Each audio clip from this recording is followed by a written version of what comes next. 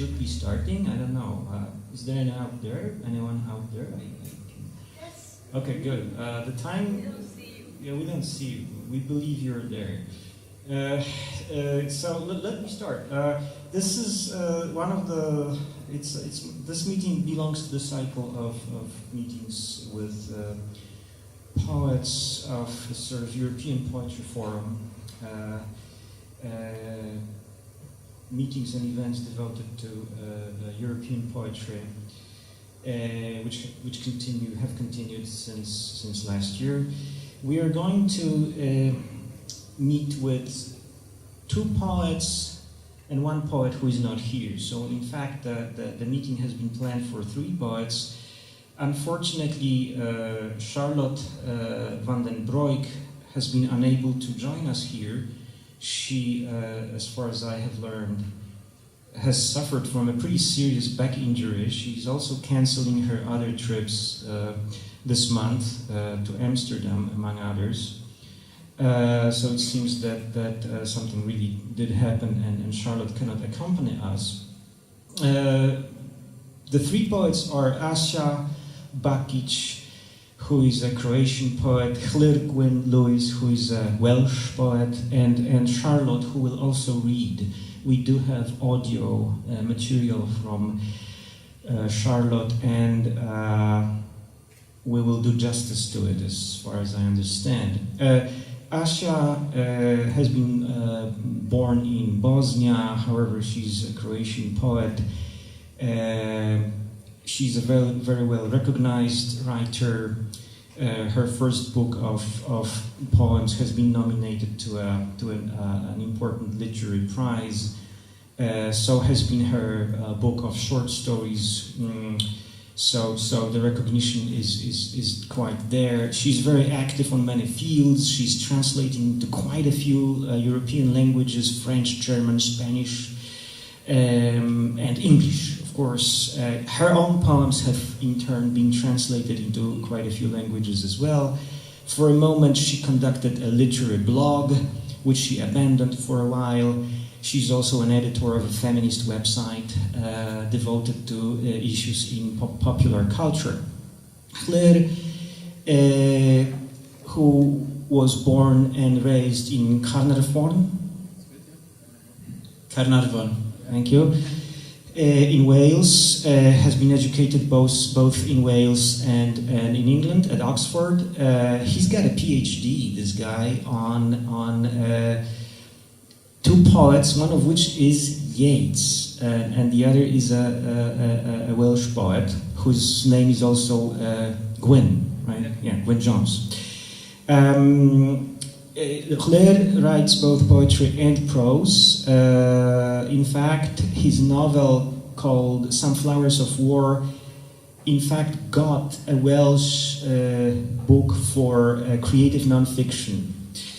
And Llŷr is a Welsh patriot and nationalist also, as he told me, a Welsh nationalist, not Polish nationalist.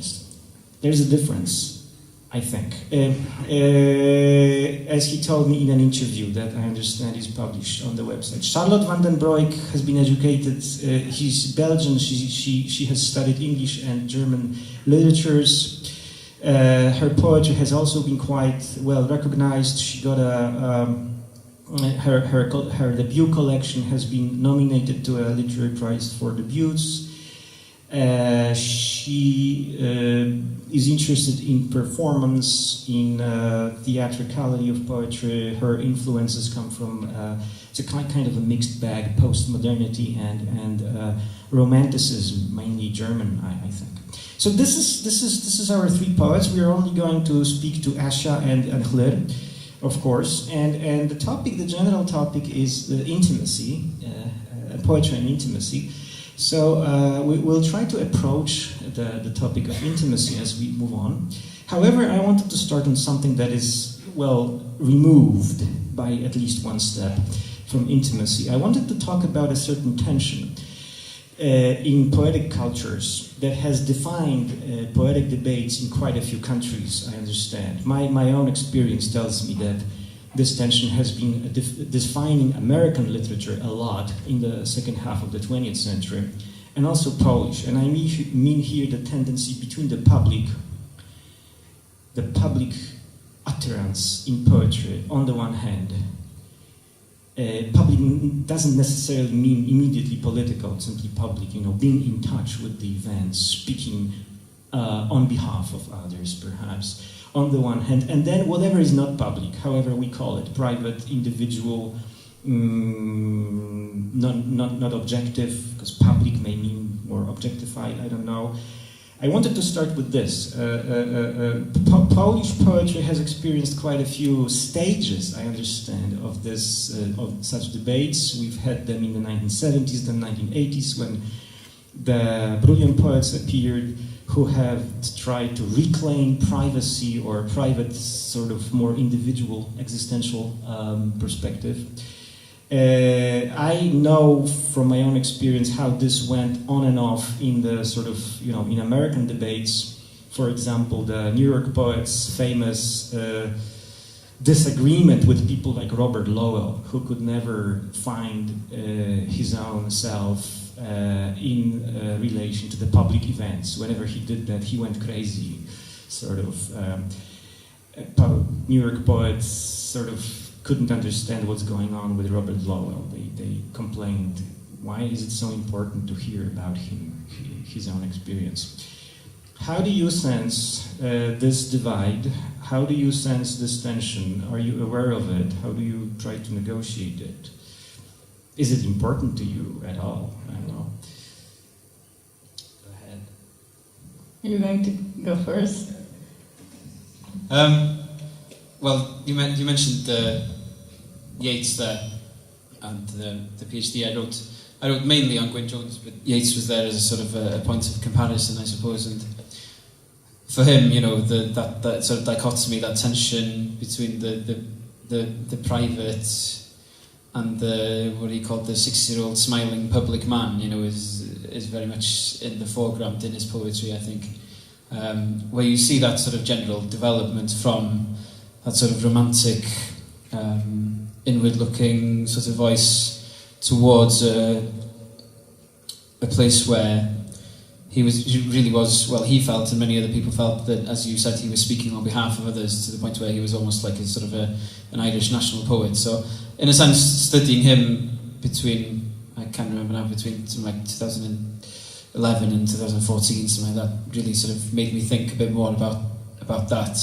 So that's sort of there during that period. But in terms of the Welsh poetic tradition, which I very much see myself as writing within, poetry has always been a sort of, it's over the centuries, it's been very much a social, it's had a social function. It's been something to utter in a public setting. It had a social function. It was associated with the Welsh gentry in the Middle Ages, and the whole sort of tradition is based on patronage, on praise poetry, on elegy, and also on fulfilling other very public functions, such as, mediating between two members of the gentry, asking for things, asking for reconciliation, asking for favours, that sort of thing. So it's a very public function. Very much so. But of course, as Wales came more and more under the influence of England and English language and English literature, things, become hybridised, and by the beginning of the 20th century there was much more of a sort of romantic, lyrical approach. But then what you do have in sort of the 80s, 90s is a return to that sense, I suppose, of poetry as a very public thing to utter and to perform.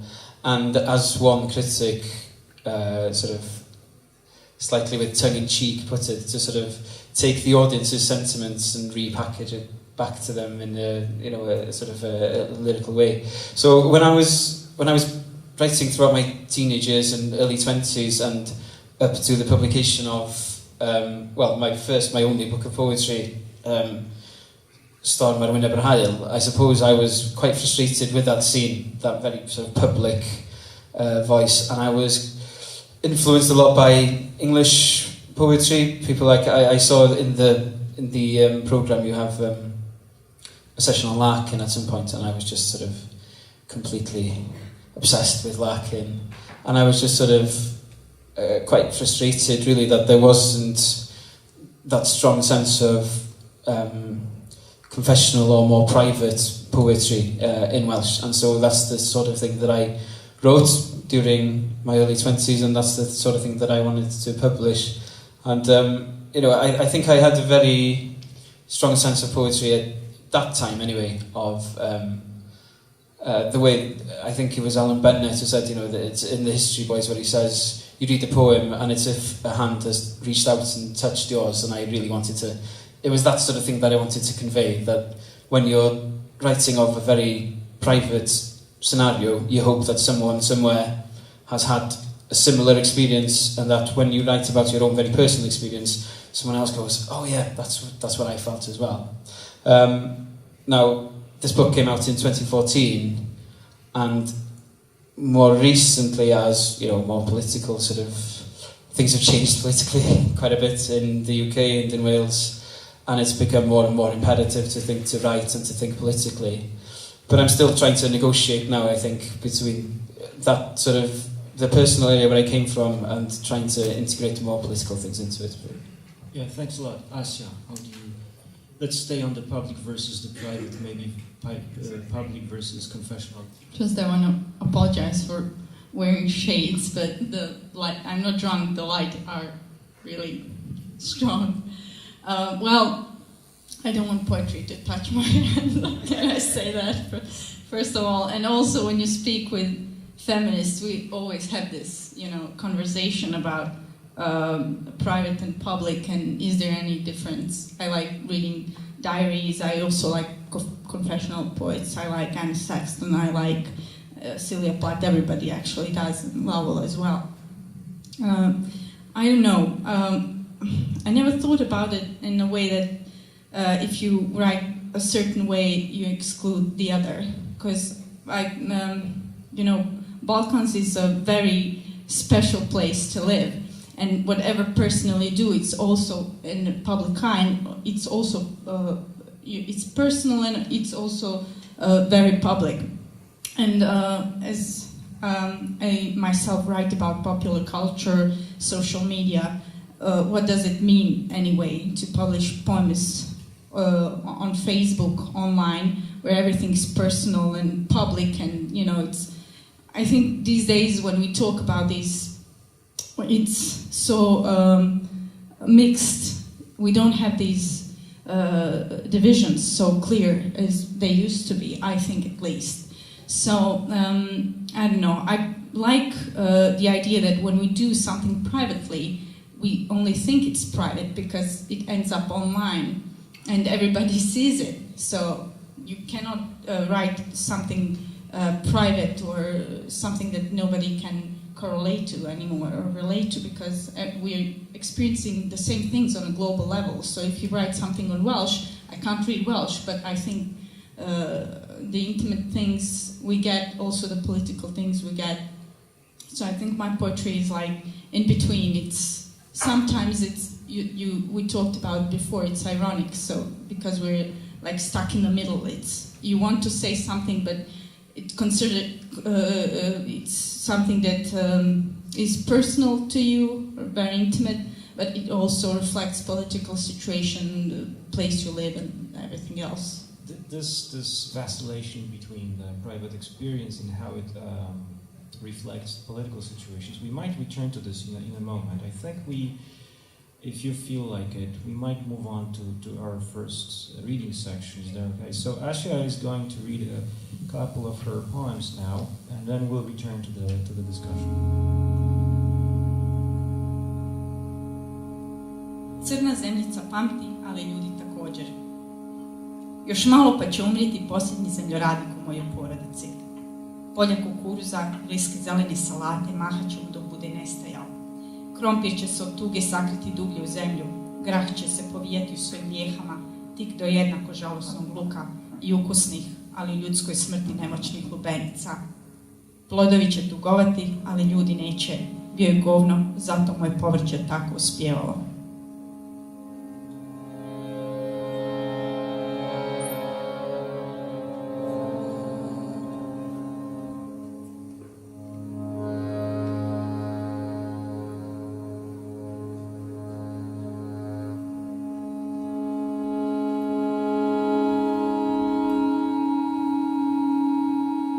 Gola žena. Tražim ženu, golu ženu. Žena mora biti gola. Ne, to nije ta žena. Nije svejedno. Fotografije golih žena neće pomoći. Ova žena koju tražim izgleda poprilično golo i kad nije naga, izgleda vrlo razgoličena. Kad nije gola, golotinja je prva stvar na koju pomislite kad je vidite. Ne znam kako bih vam je najbolje opisala. Voli oštre predmete i rado eksperimentira jezikom.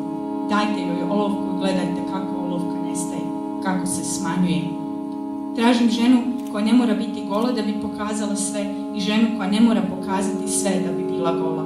Tražim ženu, golu ženu, tražim golu ženu za razgovor.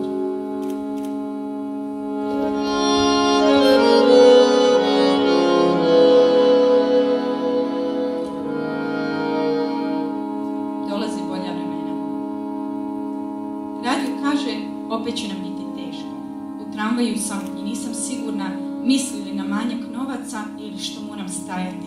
Sva su mjesta zauzeta osim jednog naopakog, koje svi izbjegavaju. Sjednim, obuzme me samopouzdanje kao veliki list razgranatog filodendrona, širi se, odguruje ljude i pravi mjesta.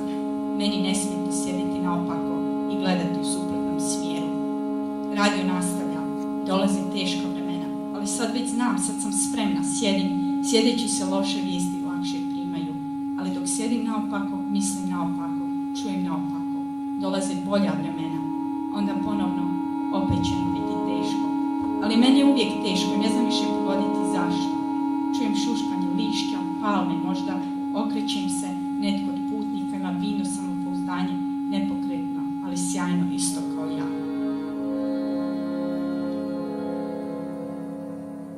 Drugi po sebi gase čikove kada žele da se kazne. Ja izađem napolje među ljude da malo porazgovaramo.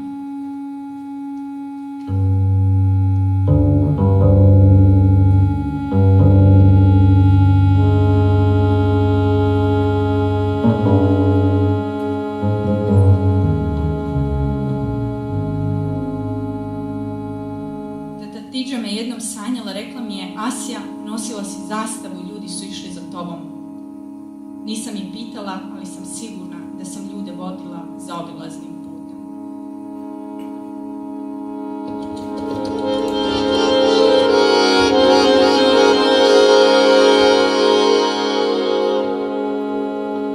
Ljudi vole obrte pune krvi i seksa. Mislim, akcijne filmove pune sisa i guzova. Vole kad neko nekog udari tako, jebe i slično.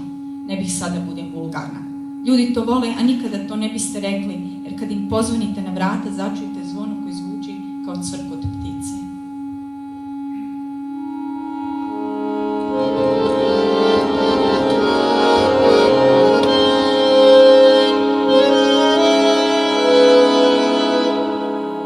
Moj muž. Danju,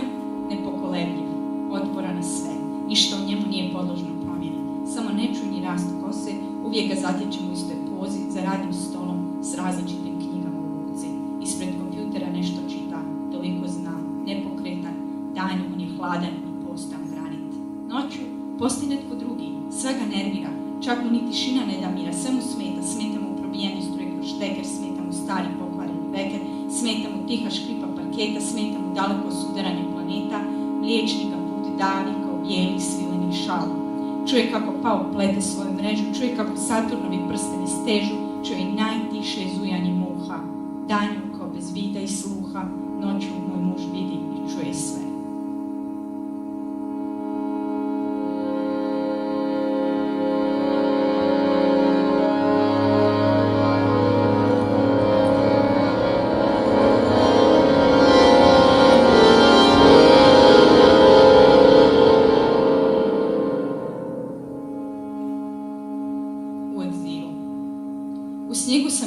Sitniš prije 20 godina, par kovanica i sad ih pronalazim u sjećanju. Ali kasirka me blijedo gleda, ne mogu platiti, nemam dovoljno.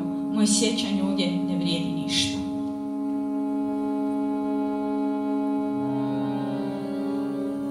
Oglas. Svaki čovjek je tijelo opasano zidom. Nudim svoj kineski za nečiji berlinski, jer je njega u slučaju velike usamljenosti lakše srušiti.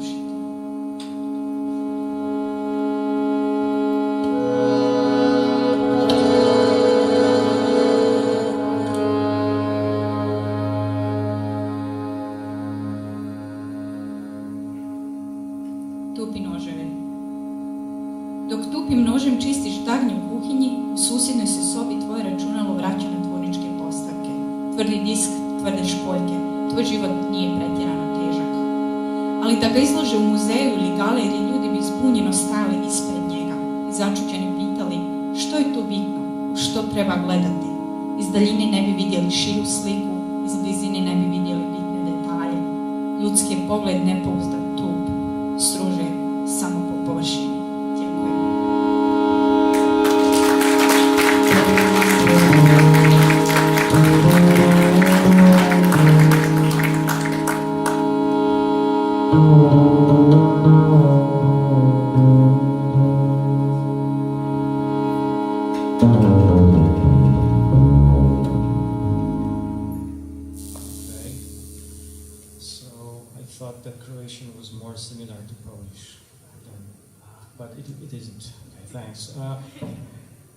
I am going to stay a little more on the private for a moment. We will go back to public as political later on, but let's stay on the private. What does it mean, private, individual? If privacy is so public immediately, by extension it means it's immediately political too. Then what happens to intimacy? What happens to, you know, all good old themes for poetry, lyrical poetry, feelings, eroticism, emotions? I directed this sort of bunch of questions at Charlotte, who is not here, and she objected to the term privacy, in fact. She objected to private. She said, intimate, yes, erotic, by all means, but private, not quite. I won't, you know, present to you her argumentation right now, but how do you negotiate that section?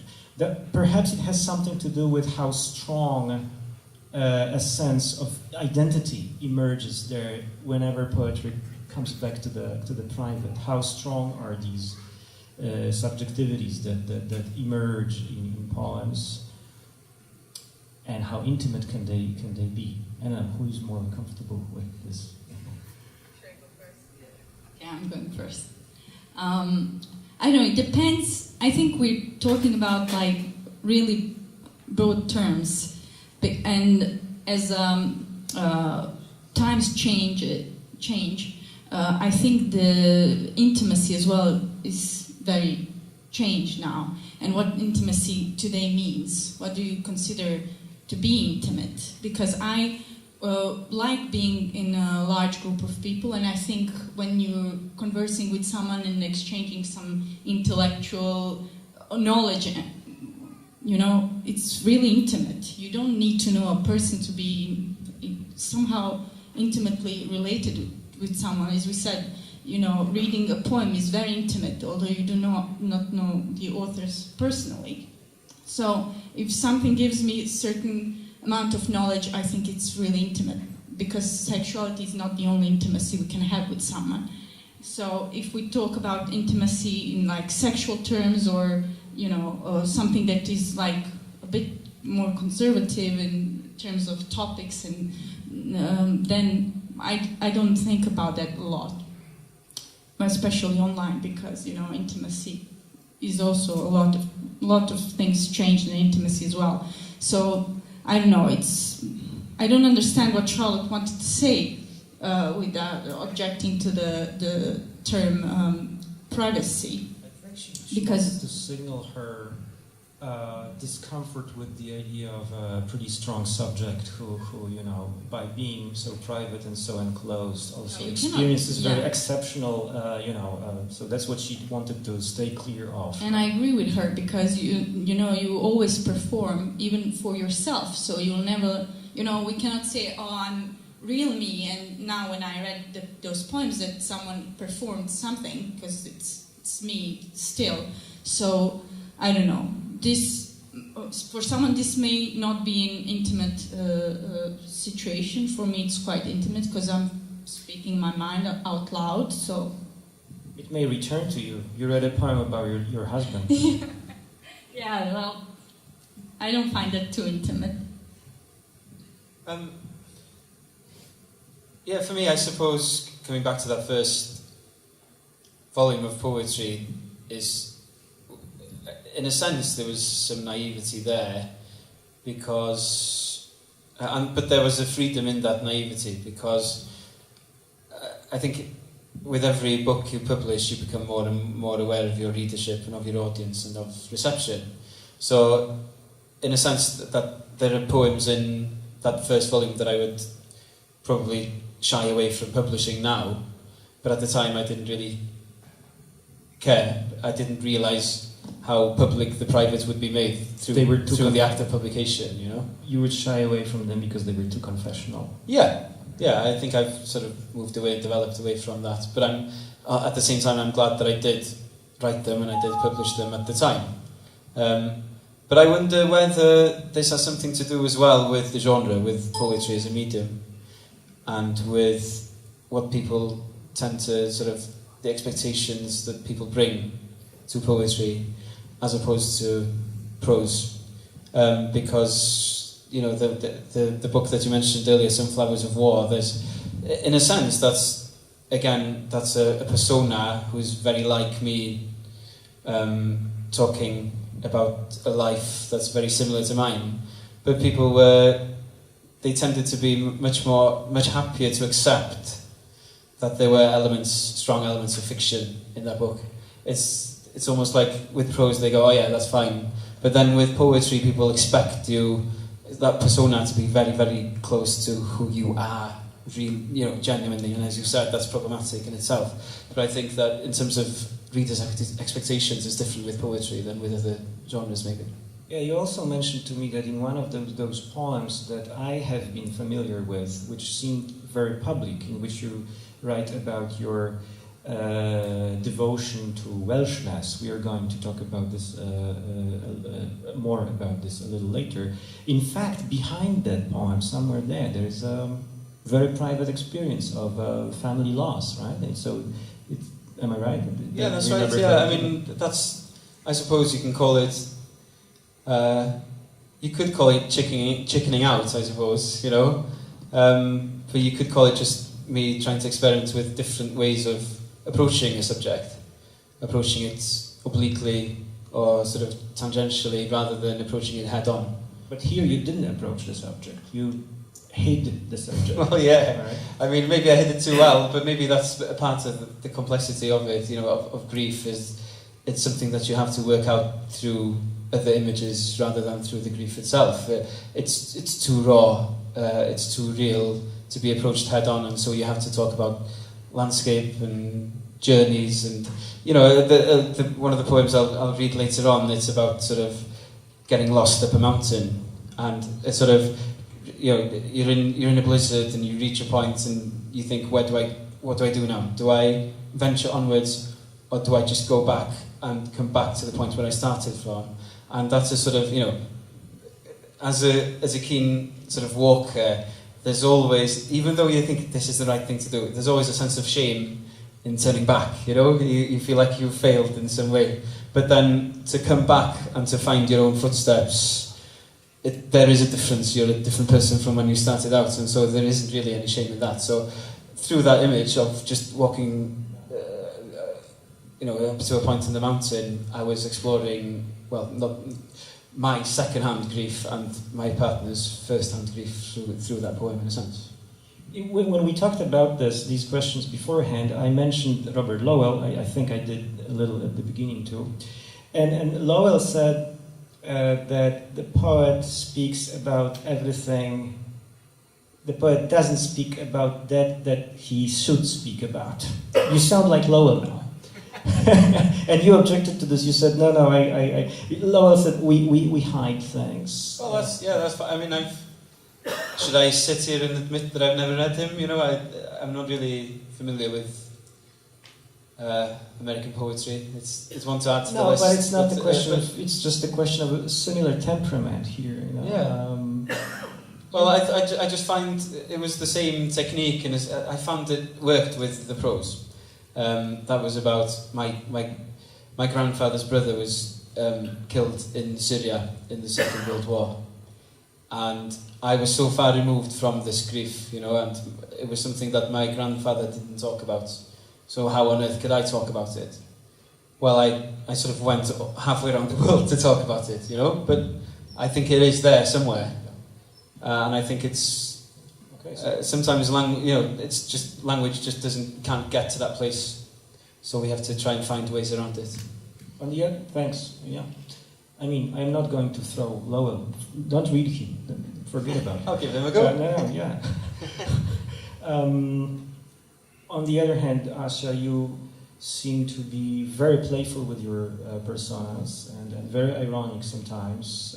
Whenever they seem political, you're also sort of turning tables around on the expectations of readers. Can you mention this a little bit? We might also move to the political side of both of your poetries, but right now, I remember those moments in your poems when that speaker there, very much feminine, is also extremely ironical about things. So. Well, he said that I think you just said like the people have I don't know, they demand the poetry to be confessional, and if something's intimate, and personal, it's seen in the poetry, like natural environment for it. And I go against that because, poetry is not about emotion, it's about, knowledge as well. You have to work when I write short stories, it takes more time. It doesn't mean that it's more serious than the poetry is. And also, we consider certain topics not to be poetry friendly. For example, if I want to write about porn, they say, oh, too explicit, you cannot write about that.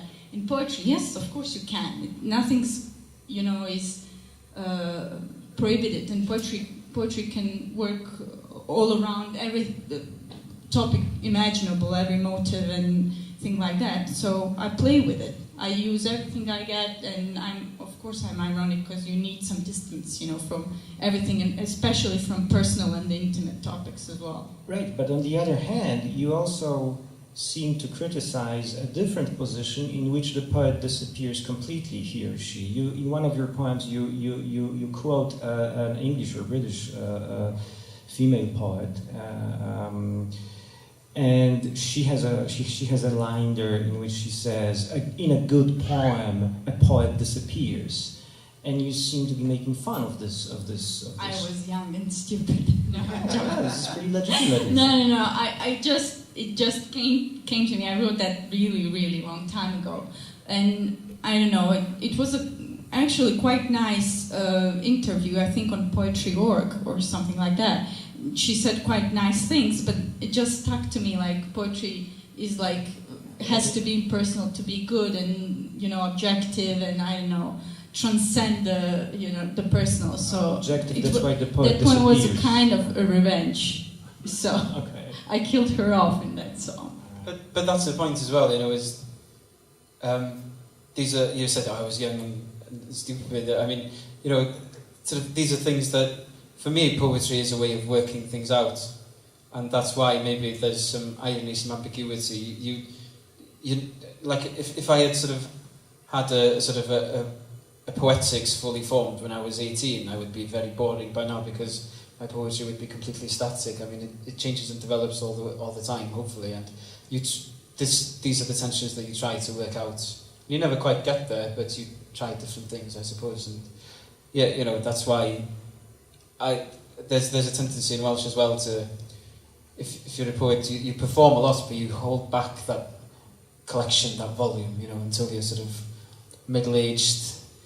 But I was quite keen to publish when I was young because it's a snapshot. Then it's just a sort of a record of where you were at that time as a poet, and then you can put that to one side and then develop some more. Hopefully, You have to get over this phase. Yeah.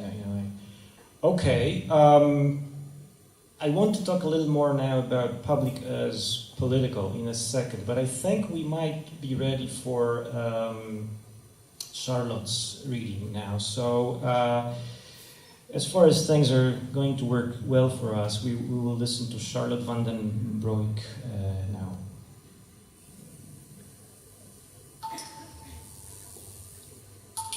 Stierenkop. Sinds ik geboren ben, woedt er in de onderbuik van mijn moeder een enorme stierenkop.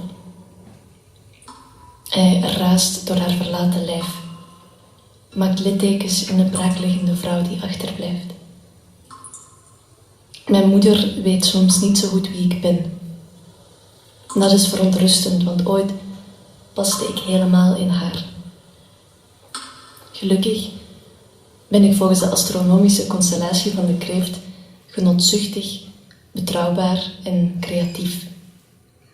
Hierin vindt zij houvast, een godsbewijs tussen vruchtwater en heelal. Als wij vroeger witloof met hesp in de oven aten, dan kreeg ik het kaaskorstje. Helemaal. Omdat ik het wilde. Liefde is iets wat ik ken uit een kookpot. Altijd 2 extra scheppen op een vol bord. Een tweede koekje in de gele pudding verstopt. Dat is een veel voorkomende vorm van moederlijk gedrag, de opvulling van het jong. Door de holte die ik in haar naliet, wilde ze mij vol en rond. Toen ik op een ochtend dan trots de komst van de kleine borsten aankondigde, was mijn moeder daar dagenlang kapot van. Vanuit haar buik hoorde ik het bonken van de briesende stierenkop. Uiteindelijk kreeg ik een eerste BH, maar wel een met Hello Kitty erop.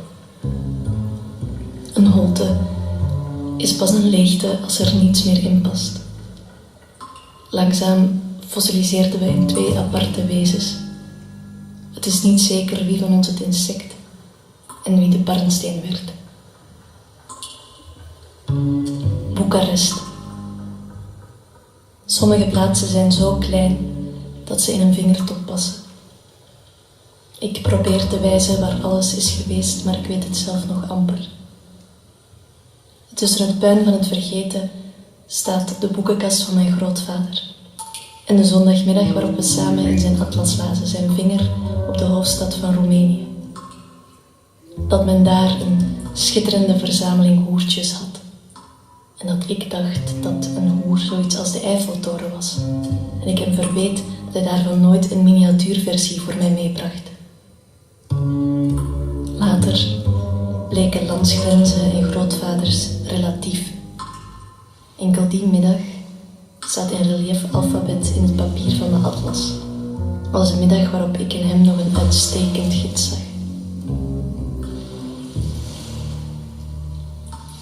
Vnanadal snukker. Vingertoppen, zuignappen, vooral niet slapen nu. Als je niet gaat slapen nu, dan zullen we praten nu. Dan kunnen we praten hier, boven deze lakens, over de bleke heuvels aan de andere kant van het water, over de zoot van het gras waarin we zaten, waarin we nog niet samen zaten, Zomers die we afzonderlijk meemaakten. Het lichter van onze haren en het langer van de dagen hier, boven deze lakens vooral niet breken nu. De schorpioenen in mijn boekenkast zijn op reis vannacht, het is veilig nu, de warmte op de ramen, de damp op je verhalen. Het is bijna ochtend, boven deze lakens nog een laatste uur hier, in mijn lome lendenen blijf. Nog even praten nu in de lome lendenen van mijn lijf over buikholtes, komkommertijd, over een verland in mijn oren, over takken van robuuste bomen langs de klanken van de woorden hier, koortstromen hier, knoesten van handen en kommen van dorst, witte lelies voor de woonkamer, vooral niet slapen nu, aanraken nu. De wanden vergeten blauwdruk, de onschuld van een regenworm in een kindermond, we kunnen praten hier. Ziegeun. Bij het meer staan een naakte grootvader en een kind. We besluiten dat dat natuurlijk is. Kijken beleefd naar onze tenen bij het uitkleden. We dringen onze wangen op tot een glimlach. Met één blik verdwijnt de onschuld van mijn badpak. Zo glijden we het water in. Schalks. We zwemmen naar de overkant. Schoolslag voelt vreemd zonder de contouren van een zwembad. Ik vertel over de borsten van mijn moeder, drijvend op het badwater en hoe dat in strijd lijkt met de zwaartekracht. Op je slaapzak roken we sigaretjes. Ik voor het eerst. Mijn tandvlees voelt als een gedroogde abrikozenpit, maar ik zeg dat ik het lekker vind. 's Ochtends brandt de zon ons naar buiten. Vinden we naast de tent de dode kuik. Wat het ook was, het was weerloos. Een vacuüm. Er heerst hier een lichtheid die tegenwringt. We lijken wel uitgespeelde kinderen in de hoek van de speelkamer die met hun vuisten op de mat schreeuwen dat hun lichaam niet langer in hun omtrek past. In het middaguur staren we met dikke chameleonogen in de zon. De wereld veegt in grove wascolijnen. Er is geen merkbaar verschil tussen de hand en de tafel, enkel de overgang van materie. In de uitvergrote korrels van dansende pixelbeelden zwiert het meisjeshaar in lange staarten. Meisjeshaar dat nog geen troef is, maar een last bij het spelen. Bij het lopen zijn het net zweepen. De loomheid drukt alles naar beneden. Meer massa op evenveel oppervlakte, waardoor er ergens aan de zijkanten van de wereld dingen over de randen vallen. Er heerst hier een lichtheid die tegenwringt. Alsof het allemaal maar een knikkerbaan is. Een weg van boven naar beneden tot iemand ons weer optilt.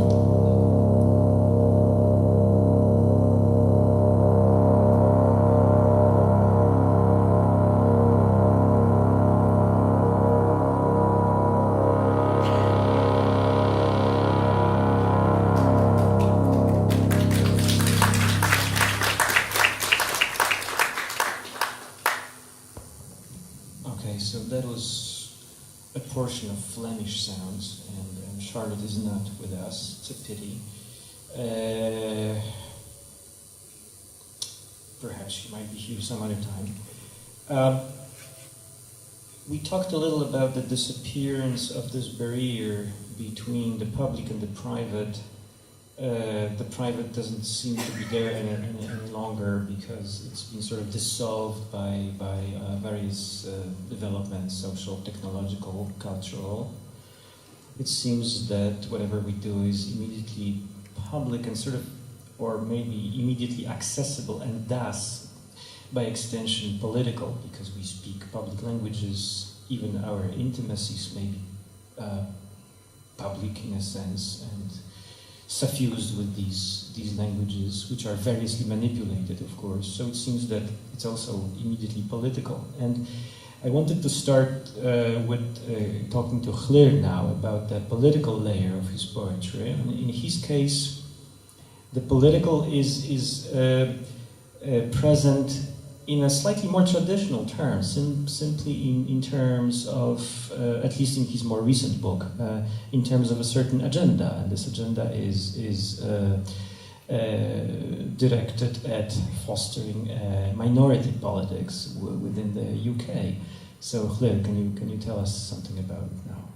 Yeah, Welsh, just to give some background, Welsh is spoken by about, according to the last count, about 20% of Wales's population, so it's a minority language. But it was something that was entirely natural default to me until I moved away from where I was raised, you know. So, for example, I said 20% there. The town where I was raised, it's about 85% first language Welsh speakers. So that was my, you know, the way I lived my life, conducted my life, and I had never thought any different. In Cardiff, it's different. There are great numbers of Welsh speakers, but because there's a much higher population, the percentage is much smaller. And these are things that sort of, you know, are just pressing questions for me in my everyday life. In what language do I conduct my life, both public and private? And so it's become more and more imperative for me to discuss these, to approach these, to explore these issues through my poetry. I just have to. And I did shy away from that for a long time in my writing because so much Welsh language poetry is involved with these questions. And I remember being, you know, 17, 18, and I was just fed up with Welsh language poetry because all they talked about was the death of the language and the glories of the past, and talking in some you know, poetry in the 70s talking in racial terms about the Welsh race, and that made me really try and distance myself from that. And that's why I think maybe I went into a more, you know, strictly speaking, sort of private, confessional type of writing. But I've just found in the last 2 years that it's not something I can shy away from. I mean, we got some sort of devolved governments back in '97, and people were saying then, well, wow, this is going to be the new generation of writers now who are freed from those shackles, who can write about anything, don't have to be politicised, don't have to write in a politicised way. But the language is still in decline. We are still, in general terms, very much dictated to by Westminster. And so while these issues remain, they're things that I have to try and address in my poetry. How to do so is another question entirely. And I mean, I come back to Yeats here, and he managed, for, you know, during that sort of the middle Yeats period, if you're talking about that sort of period, that declamatory voice, that sense that he was able to speak on behalf of a people, you know. I just admire that so much, and there's a real force to that language, to the committal there. And I suppose I tried to emulate that, and I think in many ways, in many of my poems, failed miserably. And so I'm trying to sort of, I'm coming full circle in a sense, where I'm sort of realising that, again, as I approached grief in that sequence of poems you talked to me about, those questions have to be explored in a more personal, more confessional way for them to make any sense to me. And that sort of admittance that, you know, the irony and ambiguity seems to be the idiom of our age, and it has to be there, because once you commit to one line to surely, then Yeats is a warning to you there, because you look at the later poems on the boiler and stuff, and you get into very dangerous territory there when you get too committed in your language, I think. So the irony, the ambiguity always has to undercut whatever you're negotiating in your poetry. So I've been reading people like Paul Muldoon recently, who I admire greatly, and, you know, I'm trying to think of a poem like Paris, I think it's called, where, you know, he's talking about eating at a table in Paris, chicken merengue, and he's describing him and whoever's his companion is, and they talk about all the different versions of them that are gathered there on this table. And then right at the end, bang, he goes, you know, and then as we were eating, there were people sitting down to talk of peace, beginning with the shape of a table. And it's almost like, you know, this sleight of hand, where you go, whoa, right at the sort of final line, you go, whoa, that was a poem, a really political poem all along. It was talking about the Northern Ireland peace process, but I didn't realise that until I came to the final line, you know? So again, I suppose it's going back to what I was talking about later, approaching things from a sort of oblique angle. Very interesting. You also, the obliquity of your angles also comes from the fact that you approach Welshness in a kind of opposition, it sometimes seems, to your kinsmen. It's not taking on the role of a spokesperson for an ethnic group, but more of somebody who is almost isolated, or yeah. Well, I can't. That's the central tension, I suppose. Is you can't be a spokesman for your whole people or your whole country, because I write in Welsh, which is only spoken by 20% and read by much fewer, I presume. So it's the sense of, you know, since the Brexit vote as well, it feels like the language is just under constant attack. I mean, BBC Newsnight recently had a whole feature about whether we should have Welsh language education at all. It was a question in for debate, you know, is it a help or a hindrance? Sports Direct, big, you know, multinational company, banning employees from speaking Welsh to each other. And so it's startling. So, you know, it's somewhere who, you know, for me, I come from this place which is completely naturally Welsh speaking. I'm out of the habitat now and I'm exploring the landscape around me. Places like some of the poems I'll read later on, Monmouthshire, which is right on the border with England and has been for decades, for centuries, a very English-speaking area, but now slowly rediscovering that sort of the Welsh language and the heritage there in terms of the Welsh language.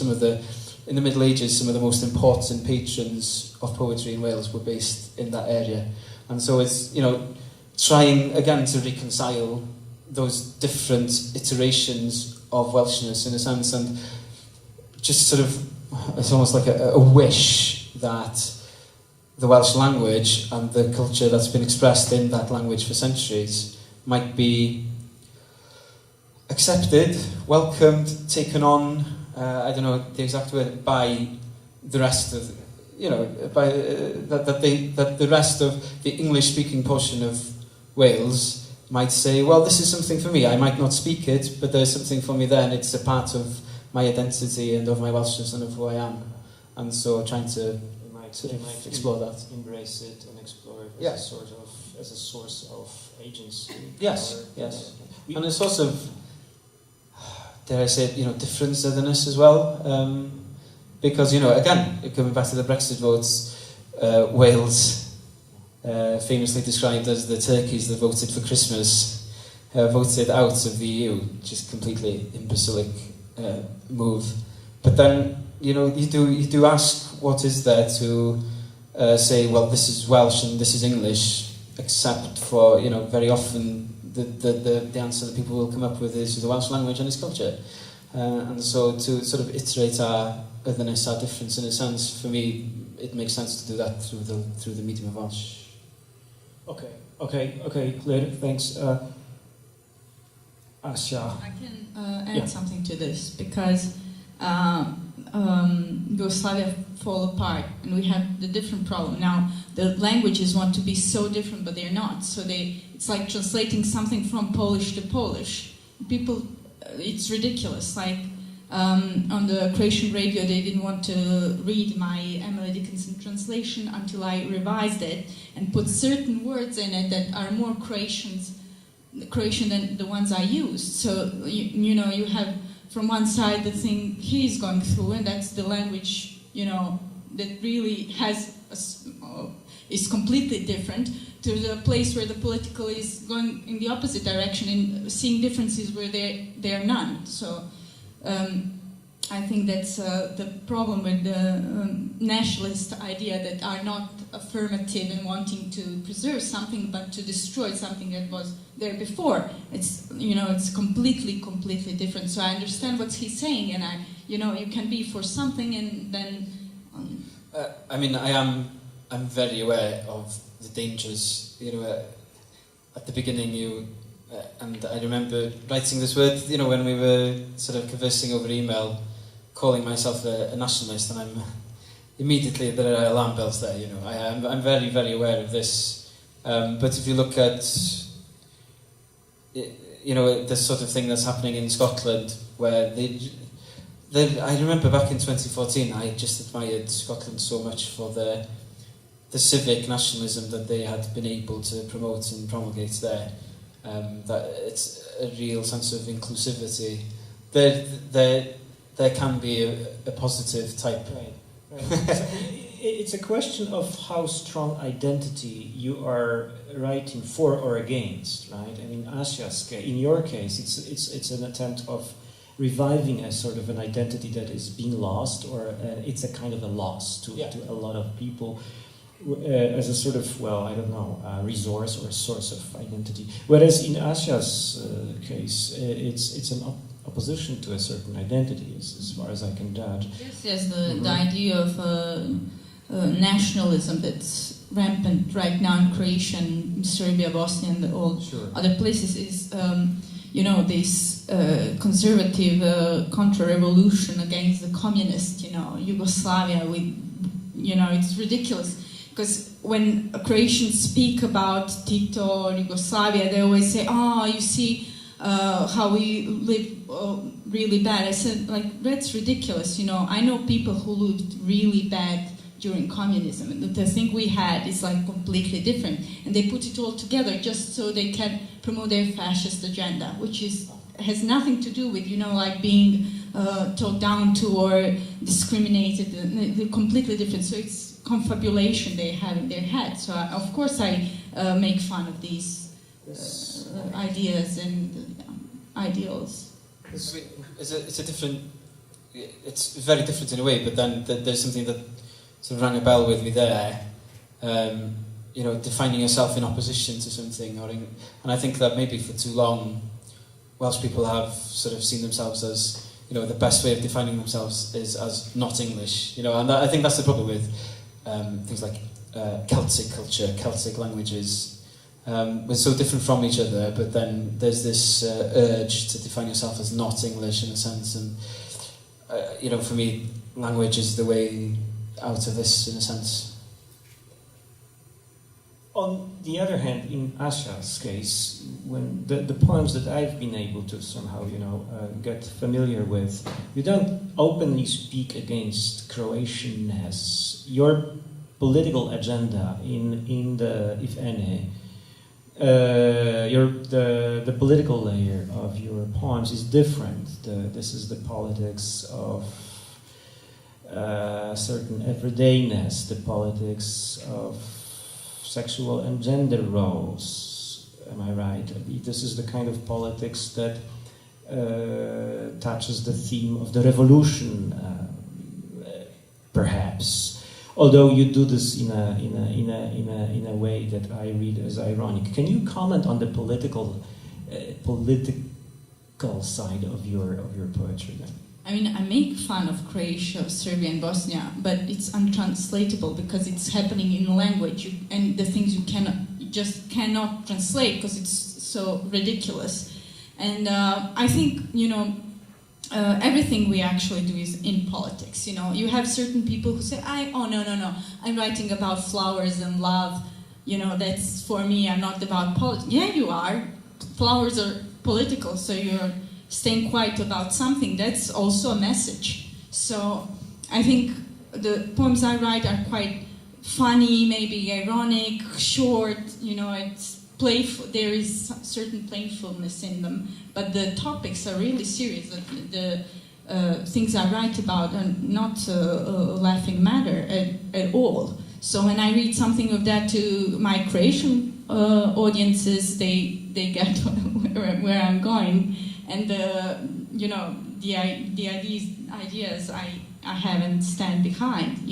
They're to some people they're quite problematic, although they sound funny and short and sweet.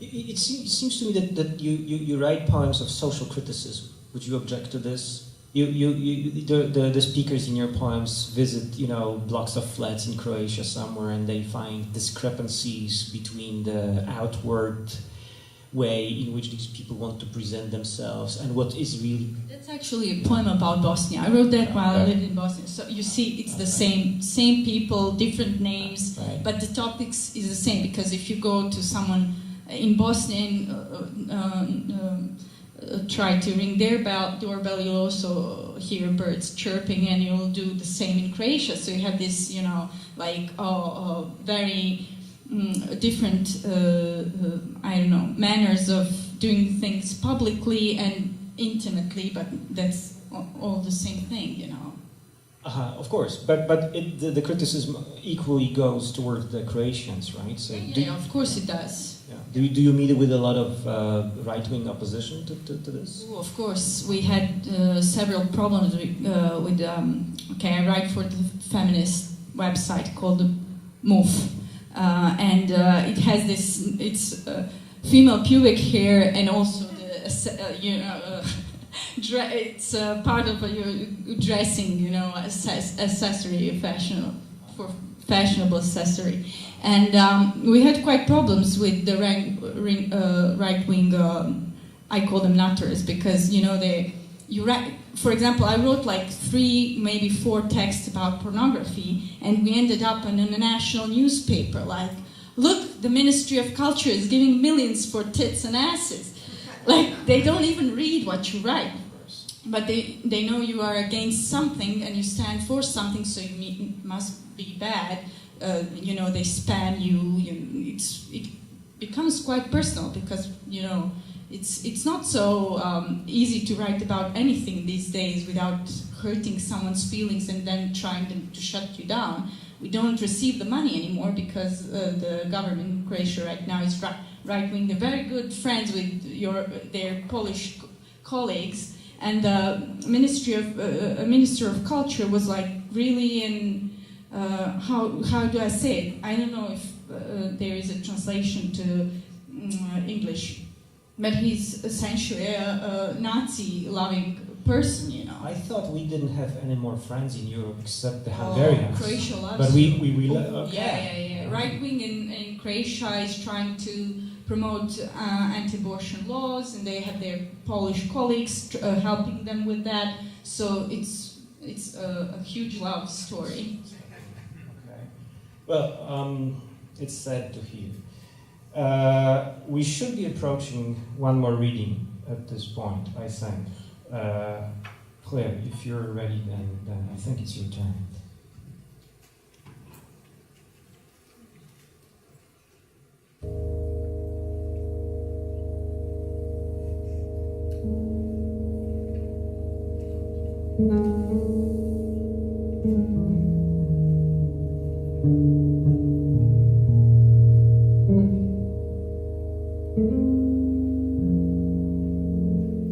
Ffenest, Castell Rhaglan. Hen wir, a fi'n clodfori godra'r plas, y gwydyr a'r plwm, neu'n tynnu ar eich gilydd efo'ch in-jokes barddol, pa les I ni bellach i'ch darllen chi. Rhyw ffrio am adal, neu fynd I adal, a gwent fel mwynglawdd air o'ch amgylch. Pwy fydda'n beio hwyl am licio'i le? Ond wrth sôn am eich ymryson yn y neuadd I do, mae'r gwenoliaid newydd gyrraedd yn styrbio glywed fy llais ac yn hedfan allan trwy gwarelu'r ffenast ddiwydyr. Ac mae'n well gen I feddwl bob hyn a hyn, mae allan efo gito fyddwn ni ar drywydd y lonydd, yn gywydd gŵr I gyd ac yn hwylio'r porthladdoedd.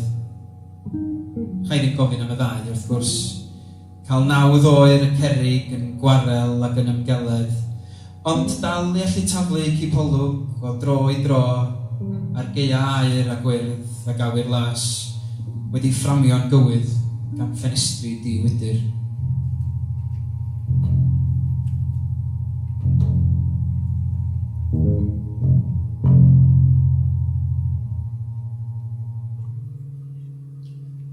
Cwm Caerfannell. Onid codi i'w chlaw pryderon I dyddi a di'r rheswm dros fentro I fyny'r enigedd llwm, a chael ein hatgoffa gan y gwynt sy'n chwipio yn bod ni'n fyw o hyd, bod mwy ni'n adesgia y gorywch a'r naturiol sydd i'w canfod ar y llethra. Mwy fyth felly pan fo'r eira'n cuddio'r llwybrau a'r cwmwl wedi dod i lawr i'r cyfwrdd. Pawb yn gorfod dod o hyd i'w ffordd ei hun. A'r llithriad i ddifancoll ddim ond un cam gwag i ffwrdd, nes nad ydi chwerthin y chwarddiad gwrachaidd hwnnw cyn ildio ymhen pella caeedig y cwm a throi'n ein hola i'r union fan lle gychwynson ni yn gwylydd o gwbl. Dod ato mewn hunain yn ara deg, gan ganfod dolion ein traed yn dal yno, heb ddadmar eto, ac olion traed eraill hefyd yn newydd a ffres.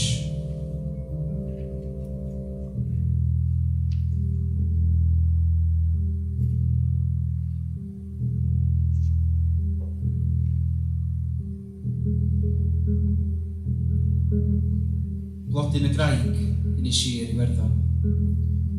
Heb sglein ar y betala, na lliw, na phersawr chwaith, ond gwyn ar gefndir llwydwyrdd y graig a'r gwymon llaeth. Blodeuyn bach, a sathrwyd gan dwristiaid lawer gwaith. Na chlywodd neb i sisial mewn chlaw y tonau'n gor, ac na wel neb i wywod drwy'r stormydd brwnt a'i stor o wai.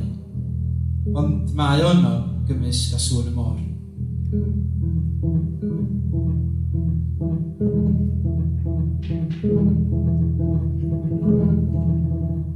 Croen yn yr orsad nanlla. Mae hi'n fargen nas enwaf. Mentro nôl am un tro wnaf trwy'r pentyrau pen teras. Ac ei chraith hagyr a chras ei chael yn ddifrycheilyd. Ond gwythien hen o hyd sy'n drom lle buom yn byw. Gwrthodiad o graith ydyw, a dagrau gwaed y grau gwerdd yn danod i mi'n dyner ddoe nôl. Am na cherddwn ni helldydd wedi'r hollti.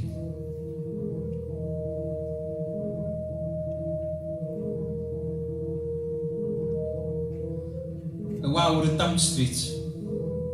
Mi all y tywyllwch chwarae tricia, yn enwedig lawr fan hyn, lle mae'r tywyll, tawel, tywyllodrus yn chwarae castia acwstig, fel pan chi wedi dal eich hun yn dilyn eich hun drwy'r twneli. Ni ddaw gola dydd i'r llefydd hyn, yr ysbryd o'r safoedd yn frics, y geiadau i gyd, wedi dileu oddi ar bob map. Welwch chi mwy henwau o fewn enfys, drefnus y trenau, dim ond ar y teils marŵn a gwyn a'i corneli coll to the trains. Y seitha sy'n amneidio i celwydd ar 70 mlynedd a mwy, ond am ysbaid pan disgynwyd iddynt am sbel yn ystod yr hyfel dracham. A'r rhai yn sôn y byd Churchill yma unwaith i gael bath. Yr unig ffordd o wybod bod y wawr a'r dorri tu allan ydi fflach o wyn, a'r rhy tren cyntaf diwrnod i gerbydau hanner effro. Ni'n ar teithwyr yn trin y gorsafoedd hyn fel dyddiau. Rydyn ni'n pasio trwyddynt heb wybod ei bod yno.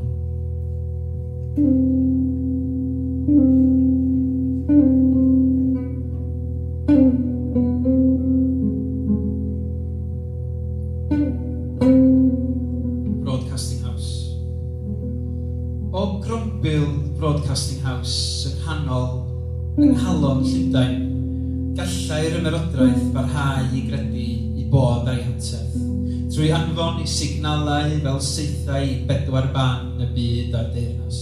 Y tonfeddi'n cael ei codi ar ei ffordd yn atsain uwch atsain, gan radio dderbynnydd rhyw long anffodus mewn talltod ar ynys bell. Uwch lintel y drws, yn sglaig ar ben i fyd ac Ariel y bachgen bach yn ei arfed, safai Prospero'r Dewi i amddiffyn i donfeddi. Yn y cyfamser, roedd yr hen Huw Pennant yn darllen i awdl yn dawel i microffon, a'i draddodiad yn edwyno o'i gwmpas, yn stiwdio yn attendyd y BBC ym Mangor, fel Caliban yn rhegi ar y tonau. Piti na chadwyd y recordiadau. Diolch yn fawr.